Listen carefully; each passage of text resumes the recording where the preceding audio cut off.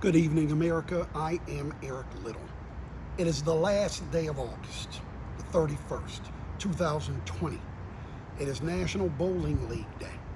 There are 64 days left until the presidential election and 37 days until the vice presidential debate. I'm near my home in Southern California this evening, and this is the plain truth.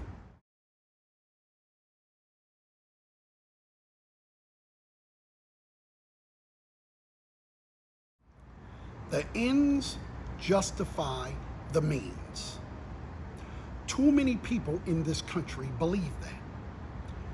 The problem with that is it allows you to do anything you want as long as you get the desired result. There are many instances in this. I'm not going to go into the Patriots and all of their foolishness, but at the end of the day, people have forgotten about all the things they did and just say, hey, they won 6 titles. And so the end justifies the means. That's the problem with this country.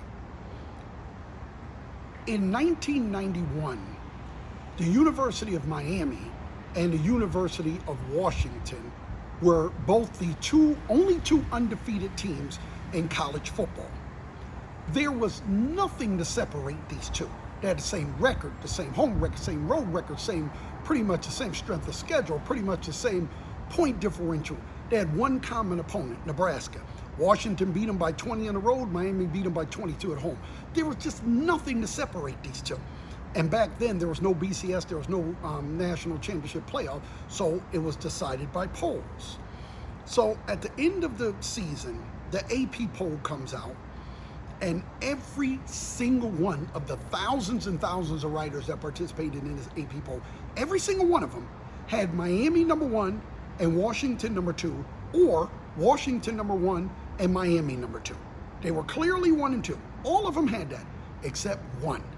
This guy in, I think, Idaho somewhere, had Washington number 1 and Miami number 7, despite the fact that Miami had beaten teams number 3 and 4 in their own buildings.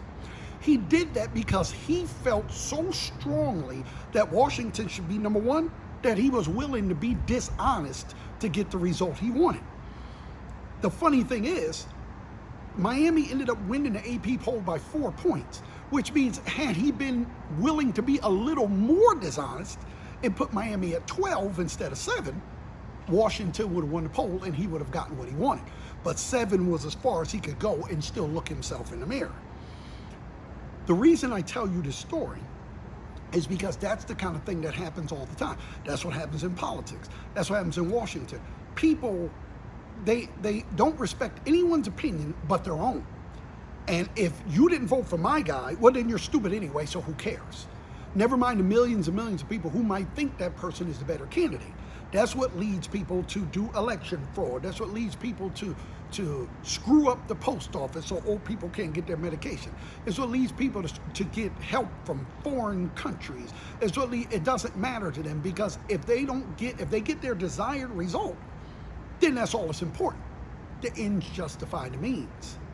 The problem with the ends justifying the means is that it allows you to destroy everything in your path as long as you get your desired result.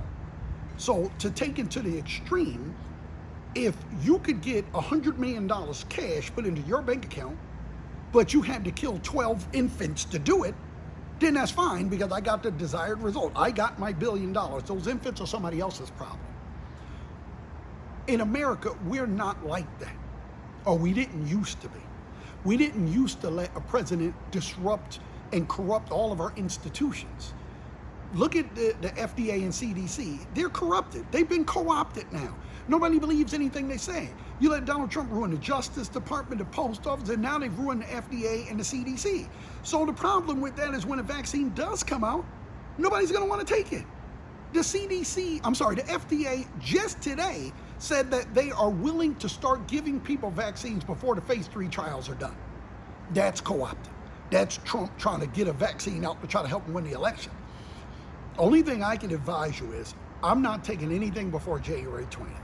When President Biden and Vice President Harris tell me it's all right, I'll take it. I'm not taking anything. I'm not taking an aspirin under Donald Trump. And I'm not an anti-vaxxer. I vaccinated my kids. I vaccinated myself. I'm not an anti-vaxxer. I believe in vaccines. I believe in science. I just don't believe in him. He's clearly shown that he's willing to do anything to win this election. Old people dying from not getting their medication in the post office, no problem. I don't care. As long as I win.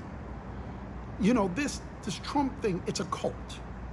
And the Republicans have been completely co-opted by this cult.